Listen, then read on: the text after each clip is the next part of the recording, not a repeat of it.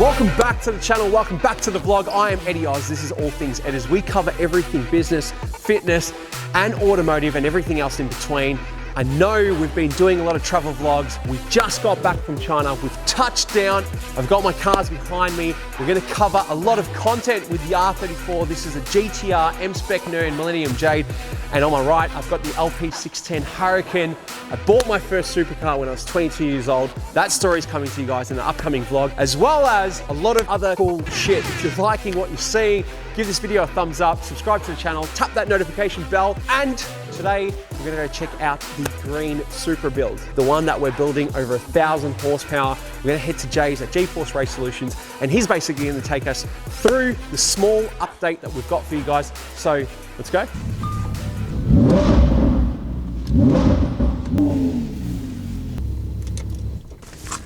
James, how are you, mate? So if you guys haven't already, I would check out the previous episode, part 1 of the 1000 kilowatt Supra build. Last we left you guys, we got a brief update on what's been happening with all the modifications, where we're at, and what steps we need to take next. And obviously, you know, we want a car that is both fast and presents well. And so the next step of the process was removing the engine bay, removing all the mock fittings, and getting the engine bay sprayed. So that's what we did. Let's go suss it out.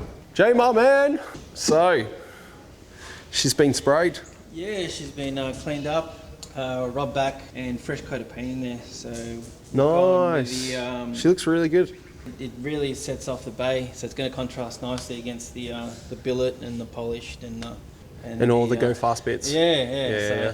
I remember when we initially left it off, it was just like this matte green color. Even though, you know, it's factory deep jewel green, it just looked bleak. Yeah, we tried to sort of, I guess, polish it up a little bit, but it wasn't going to come up any better because it was just in base coat, which is just how they leave the factory. So yeah. Down the outside matches the inside.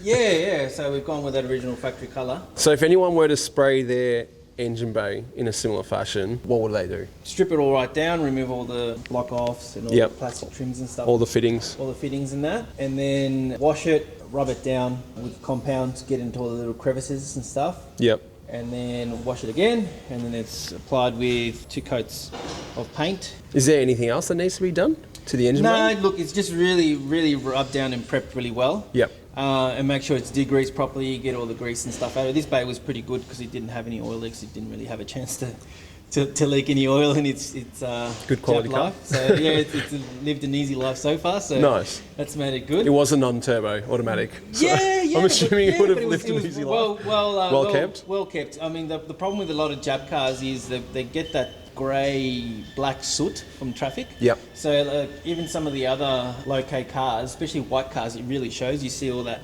smokiness on the paint. Do we have any examples? No.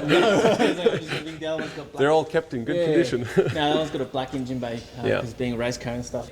They get that grime and stuff from the traffic because there's a really bad smog in Japan. So this one wasn't too bad, but anyways, we couldn't really tart it up, so we've gone with fresh paint in there. Yeah, no, it looks really good. Yeah, it's really going to set it off. So much like the Aero Top, even though that was very basic in the way that it was done, it really made that big difference in setting everything off. So especially when you're going to put a nice intake pipe on there, it really pops out. 100%. So, I agree. What's next? What are we so at this stage, I mean, the idea was to get Do I need to pop this back open? Yeah, we'll just show you the current subframe and stuff, but you've got those subframes that you purchased right at the start of the build. So I purchased new subframes that were already sprayed. Powder coated. Powder coated, So they'd been sandblasted and powder coated. Is there a difference between these subframes and the ones that we've got? I'm pretty sure they came out of a stock RZ twin turbo Supra. Yeah. Well, it wasn't stock at the end of its life, but no. As far as the frames and stuff, they were just painted.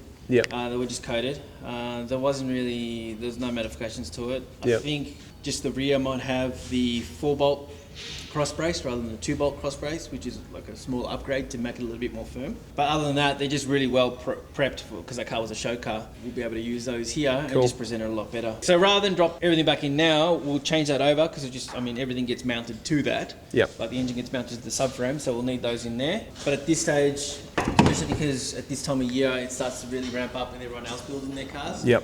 There's an opening to get the car in for its roll cage. Okay. So the next step will be ripping out the interior.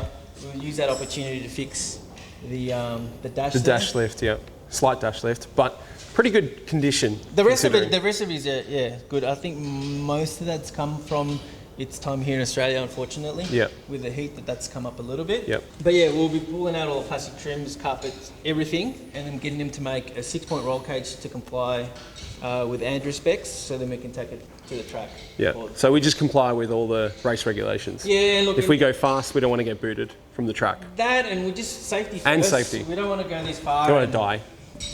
Yeah, I mean, you don't. In the unlikely event that you have an accident, you want to make sure that, you know, you're adequately protected. Yeah. How long does it take roughly to strip a complete Supra interior? Like, what's the process? Obviously, starting with the seats, the dash, center trims, center trim, dash, carpet. all the carpet. Does the carpet come out? Yeah, the carpet has to come out. So, okay. The way that they can do it inside the car. Yep. I mean, they have to do it inside the car. Sorry. Yep. The cage gets mounted on platforms to weld the top of the cage, so it starts lower. The cage is actually shorter than what it actually needs to be. So what, they make their own mounting points? Yeah. So they make raised mounting points. So they have it down, they weld the top, and then it gets lifted up. That gets put under the cage. Okay. And that's what has it, so you can get to the top of the welds. I see. So it'll have the forward bars will go through the dash. We'll try to make it as least intrusive as possible, and we'll sort of make it so you can't really see it. It doesn't really stand out that far from the outside. But unfortunately, it's really the only way to go. I was just saying to Jay off camera, you know, obviously I want to keep this car for a long time and I want to be able to preserve it in the form that it is. And I want to, like, if we go down the route of putting a cage, and that's something that we need to do just because of the power the car's going to be making, I want the cage bars to be as least intrusive as they can possibly be. And I feel like you can't. Like, you kind of have to cut away at the dash, which is unfortunate but necessary. There is talk of the dash has been reproduced. Yeah. So it's not the end of the world. It could be put back. But to stock, essentially. To stock. But I mean, look, it's a necessary evil. Yeah. The back of the cage, that'll just go through the trims at the back. I'm not exactly sure whether we'll get to keep this seat or use of the seat. Yep. The seat might go back in there. Yep. But we may not be able to get anyone. No. So yeah. that's. You can't get anyone in there anyway. No, it's not really. If you've got legs, you can't really go in there. You have to sort of go to the lie across the side. Yeah. The other thing with the cage, we'll need intrusion bar put in there. Yep. So we'll try to get that as low. So where will the intrusion bar go? So it'll come from the upright there. Yep. And it'll go like down here, and then go to the front bar there. Yep. So the cage will go through here, through the vent area, and then go through there to the floor. It does make it a little bit challenging to get in and out, but won't make it as bad as what it is on that race car. Can we have a look? Yeah, we can see. This one's a bit. Oh wow. This one's a bit of a challenge for me to get in and out with my dicky knee. Basically, we both have dicky knees. Yeah. Yours is your left, mine's my right. So. Nice. So together we make one handicapped individual. Yeah. I'll demonstrate what it's like to get in this, so don't laugh too hard. But it's basically just jump in there. So you step in the seat. Fuck me. And you're in there. Can we not make it like this? No. This is extreme. This is a national level, but it meets CAM standards, which is a bit more stringent. Yep. With the drag spec Supras, their main concern is everything is rollover. Yeah. With this, it's impact from any angle. So I mean, this has got diagonal bars up here, this extra support bar here. Check out those. Come over and have a look. So, yeah. Now I feel like I need to have a go. Yeah. On the seat, because. Fuck. One hand on the roof. Oh my god. Yep, just gonna go get some milk. Yep. From the 7-Eleven. This is cool though once you're in. Yeah. All the go fast bits. Yeah, this is all tricked out. So. All serve a purpose. Tied to the fuel? It's tied to everything. Tied to everything? Yeah, so this one has a... What, so your headlights are here as well? Yeah, this one has a power distribution module. This is crazy. This is full on. How the fuck do you get out? On the seat. Oh, and there goes my back. Step on the seat, mate. There we go. There goes my back. So we won't have that bar. Sweet. Yeah, good. Which is the one that's, we won't have that bar either, but we'll have a bar that'll go from this point, and we'll try to keep it down and to the front there. Okay, so cool. That's to give you, they call it intrusion bar to give you side protection. But yeah, that's all that's required for Andrew specs. This is like full extreme. Yep, awesome. So typically, again, how long would a complete strip take? A day. Yeah. Okay, cool. Yeah. So I It's mean, pretty quick. As far as like taking them out, 4 hours. Yep. But when when you're bagging and tagging and make sure that everything's can go back in the same way. Yeah. That's where the time is. It's pretty neat interior. Yeah. And it's got all the original clips. Nothing's missing there. So we'll that's where the time is in that detail of packing it up. Perfect. And then when he comes back, that's when we'll have to do a fair bit of trimming to try to get that really snug. Yep. And we've got the manual surround as well, because we're going to stick. Yeah, that's the auto one still. Yeah. I mean, you've still got the JDM head unit in there as well. Nice. Perfect. So. In case I want to listen to any. Japanese radio stations that are out of range. Yeah. Perfect. Perfect. So we've got the base sprayed. Essentially, we've done one step. We're going to take everything out. We're going to get the roll cage fitted. We're going to be as least intrusive as we possibly can be, because we want to retain as much of that factory condition within the interior. And then everything's basically at that point, once we get all the suspension bits up, the final assembly. And then we're good to go. Yeah. And then the testing begins. Yeah. Testing, making some numbers, getting the feel for the car. That's going to be the scariest part, getting a feel for the car. Yeah. So, but the most exciting part as well.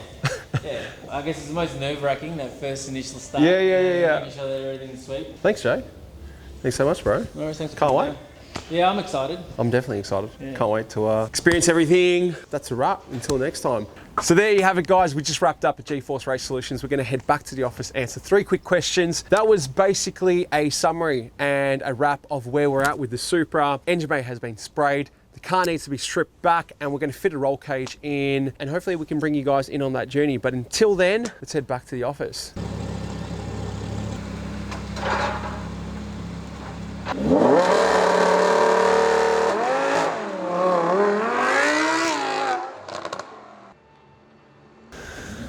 Oh shit. Thought I was gonna hit the car. New day, promised those questions for you. So we're gonna deliver on those questions, give you guys some answers. This is all from Instagram if you're not already following, at Wealth and Fitness. You guys already know. James, hit me up with the questions, man. What do we got? What do we got? These are all on the fly, see? Nothing's practiced. I don't even know what the questions are. Hopefully you guys see some value in the answers. Hey brother, would you consider doing some mentoring?